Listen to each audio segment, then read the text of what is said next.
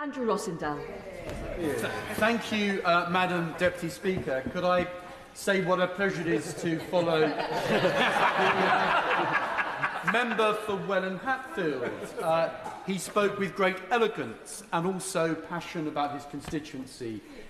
I know what a wonderful moment it is to give a maiden speech. We all have that honour when we enter the House, and I welcome him to his place. I look forward to working with him in the years to come. Of course, Hertfordshire is a neighbouring county to where my own constituency is located. Essex and Hertfordshire are twin counties. So we're neighbours in some senses, and I very much look forward to hearing more from him in the months and years ahead. But could I also say, and I think it may have been forgotten by one of our colleagues earlier, to welcome the member for Finchley and Golders Green, a constituency I know well. I campaigned for Mrs Thatcher in 1983 as a young Conservative at the age of 17. So I know Ballard's Lane very well, and I've often been to Margaret Thatcher House. And I have to say I commend the Honourable Lady on her kindness and the generous words that she spoke about, not only of Margaret Thatcher, but of my friend Mike Freer, who we were sad to lose at this election. I know she's going to be a fine champion of Finchley and Golders Green. It's a proud constituency, great identity, and I look forward to visiting Finchley again while the Honourable Lady is in place as the MP.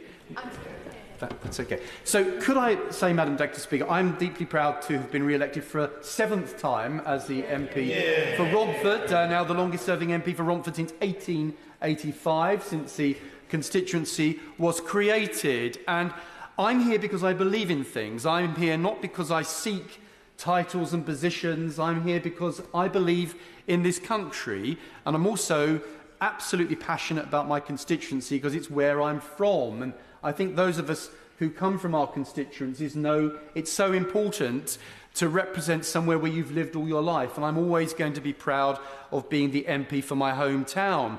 But I believe in things, and firstly I believe in this country. So I say to ministers opposite, and I congratulate them on their election to power in this country, things do change and governments come and go, but the one thing we must never give away is the freedom and the liberties of the British people. And so I say to them, please, whatever you do, please don't reverse the biggest democratic decision the British people made. We want to have sovereignty, we want to have the right of self-governance, but of course we also want prosperity, and that does mean free enterprise, that means having low taxes, it means having smaller government. It doesn't mean creating larger centralisation of power. And Margaret Thatcher taught us that if you have lower taxes and free enterprise, if you give people the freedom to prosper and to make their own decisions in life, actually, in the end, you create more prosperity and more opportunities for all. And that is, I'm sure, what all of us on all sides of this House want to see. So let us learn from previous mistakes. Now, I respect the fact that we have different opinions on many issues, but I also understand that all of us here want the best for our country and our constituencies. But I do believe that if you want economic prosperity, you need government to stay out of people's lives. You need to allow business to flourish.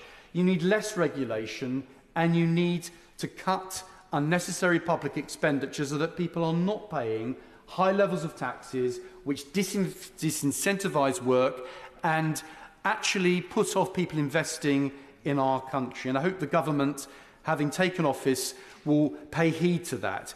I also say to them that, yes, we want to protect our environment, but the net zero, almost the evangelism of net zero, I have to say we have to think very carefully about that. We don't want to make our country cold and poor and give competitive advantage to other countries that do very little about climate change and have not met their targets. So if you want to deliver more power to China, then I'm afraid the policy the government has adopted is going to lead to that scenario. So I warn them about going too far in that direction. I also believe that we should be a parliament that actually makes decisions. So I disagree with more and more quangos, more and more committees of experts, and more bodies that are not democratically accountable having so much say. So why are we giving the OBR effectively a veto over the rights of this Parliament to decide economic policy? Surely that is something the government should think again about.